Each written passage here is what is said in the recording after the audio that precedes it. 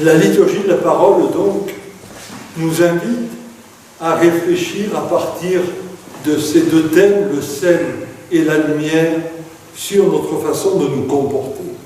On peut dire que dans les trois textes qui nous sont proposés ce soir, l'Église nous appelle à regarder notre éthique de vie. Dans le passage tiré du prophète Isaïe, il y a une parole tout à fait étonnante. Peut-être l'avez-vous remarqué. Il est dit, en effet, ne te dérobe pas à ton semblable, alors ta lumière jaillira comme l'aurore. Tes forces reviendront rapidement. Autrement dit, si tu partages ton pain avec celui qui a faim, tu vas retrouver tes forces. On aurait pu penser que retrouver ses forces, c'est prendre du repos. Retrouver ses forces, c'est se tourner vers le Seigneur, se mettre dans une grande méditation. Retrouver ses forces, c'est prendre la parole, réfléchir. Non, Isaïe nous dit que le partage du pain avec celui qui a faim nous amène à retrouver nos propres forces. Alors bien sûr, ce partage du pain, il a plusieurs connotations. On peut penser au partage en termes de solidarité. On peut penser au partage avec ceux qui n'ont plus de dignité, ceux qui n'ont plus de pain, ceux qui n'ont plus de justice dans leur vie. Mais partager avec celui qui a faim, c'est partager en réalité avec celui ou celle qui est dans une quête. Quel est le sens de ma vie? Quel est le sens de mon histoire? Alors dans un premier temps, effectivement, nous pouvons partager le pain, nous pouvons partager la dignité, nous pouvons partager des choses tout à fait pratiques. Mais au-delà, dans le partage, comment allons-nous entendre cette quête, ce besoin dont l'autre est porteur? Et c'est là que nous pouvons être nourris. Car effectivement, si j'entends le besoin dont est porteur l'autre, je vais entendre aussi le besoin dont je suis moi-même porteur. Car nous sommes tous configurés à la même humanité. Il n'y a pas les noirs, il n'y a pas les blancs, il n'y a pas les jaunes, il n'y a pas les Européens, les Américains, les Africains, les Asiatiques. Il y a l'homme. Et cet homme est constitué de ce même humus, c'est-à-dire, dans notre mortalité, nous sommes en quête d'une immortalité. Nous sommes en quête d'un absolu. Nous sommes en quête d'une éternité. Et c'est exactement ce dont nous parle le prophète Isaïe lorsqu'il nous dit « Si tu partages ton pain, alors tu retrouveras tes forces. » Car oui, en partageant cette blessure, en partageant cette conscience que nous ne sommes pas totalement accomplis, que nous ne sommes pas finis, alors les uns les autres, nous allons devenir les constructeurs de la même cathédrale, qui n'est pas un édifice extérieur, mais qui est cette humanité à faire advenir, cette humanité nouvelle, cette humanité faite de la chair, de l'amour, capable alors effectivement de partager, de vivre la solidarité, mais non pas dans un allant premier qui nous amènerait à être dans une morale du devoir, mais dans un allant où nous allons d'abord poser cette grande question éthique: pourquoi sommes-nous dans le désir d'être plus, comme disait le grand Teilhard de Chardin? Ainsi, nous en arrivons alors à l'épître de saint Paul aux Corinthiens, qui dit que si nous fondons à partir de notre propre sagesse, nous allons aboutir alors à un échec total.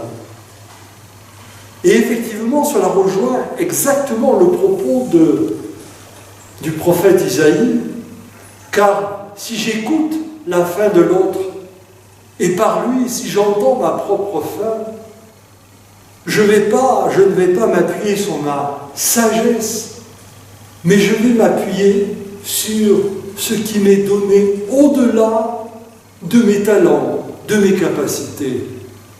Les uns sont de grands mathématiciens, d'autres sont médecins, certains sont éboueurs, mais chacun apporte son talent.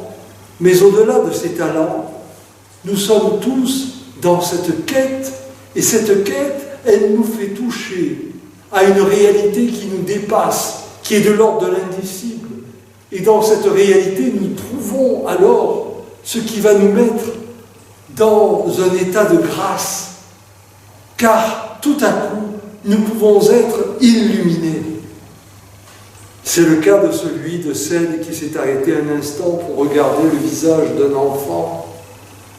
C'est le cas de celui qui a pris le temps de regarder un oiseau, une fleur, le vent qui passe, qui n'est pas arc-bouté avec son casque sur les oreilles, mais qui sait respirer le vent de la vie.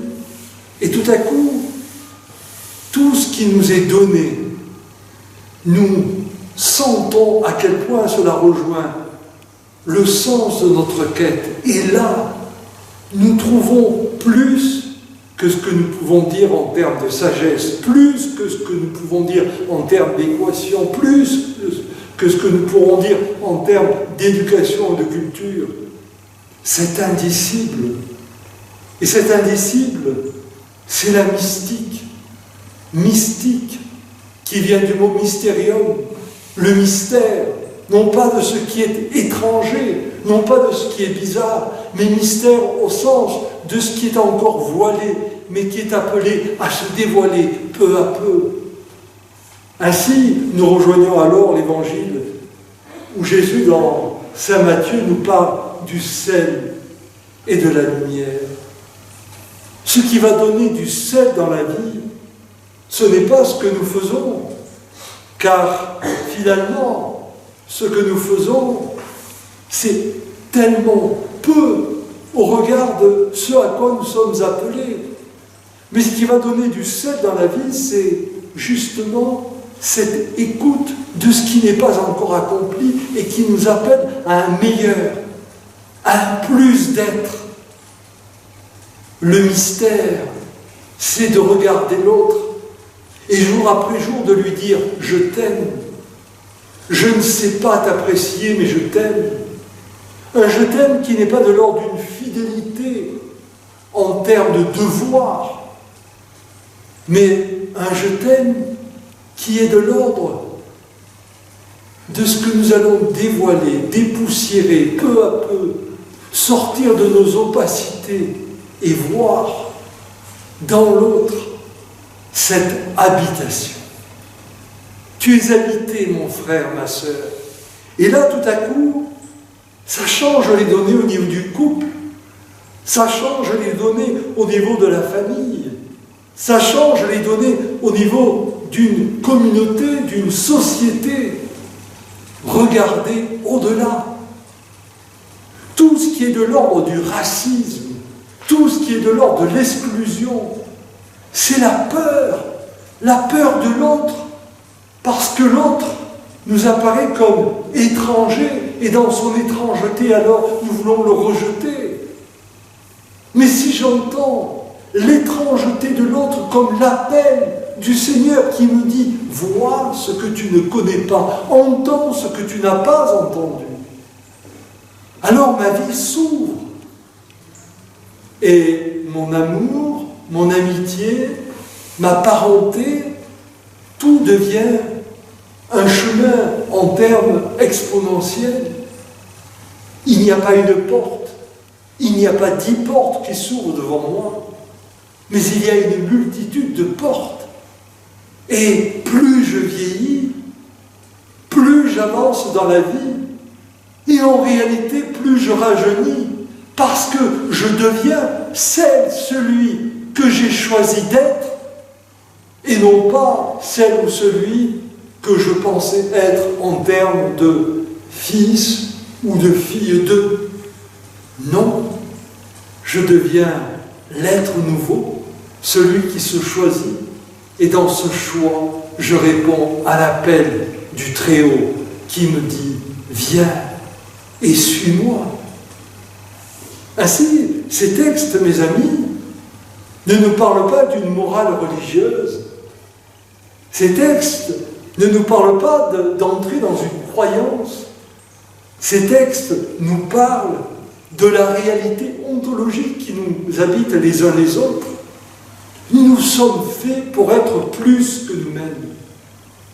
Et dès lors, la grande question existentielle nous est lancée. Qui veux-tu être? Comment veux-tu être? Avec qui veux-tu être? Et le temps de la prière, le temps de la méditation, le temps de la mendication eucharistique, tous ces temps ne sont plus alors des rituels, mais cela devient des moments où nous sommes ramenés à la quintessence de cette question essentielle qui fait que nous réalisons que la vie nous est proposée, que nous sommes appelés à devenir des vivants, vivants comme ce vivant que nous confessons, Dieu de Jésus-Christ, pas un Dieu quelconque, car les hommes se sont inventés des dieux, mais le Dieu de Jésus-Christ qui nous dit « la mort est pulvérisée par la vie en termes de résurrection ». Voilà, tout est posé ce soir, une fois encore. On pourrait se dire que c'est toujours le même discours qui revient, mais à frais nouveau, nous entendons à quel point il s'agit de regarder l'histoire de chacune et de chacun comme un temps particulier où l'Éden n'est plus une espèce de mythe qui nous a été lancé à la figure depuis notre temps d'enfance dans le catéchisme. L'Éden, c'est cet être qui appelle en nous. Veux-tu devenir ce que tu dois être? Oui, Seigneur, me voici, répond le prophète. Oui, Seigneur, me voici, a répondu Jésus. Oui, Seigneur, me voici, a répondu Marie. Comment répondrons-nous ce oui à l'appel du Seigneur? C'est le temps de nous plonger dans cette question qui va nous travailler, nous maturer, et qui fait que lorsque nous arriverons dans 3 semaines à ce temps que l'on appelle le début du carême, c'est-à-dire les cendres, nous comprendrons qu'il ne s'agit pas simplement d'entrer dans un moment de privation, mais dans un moment extraordinaire où, plongés en nous-mêmes, nous contemplerons celui qui nous dit « Tu es vivant, avec moi, le vivant ». Alors oui, nous serons prêts pour dire à Pâques, il est vraiment ressuscité. Avec toi, Seigneur, nous ressuscitons. Amen.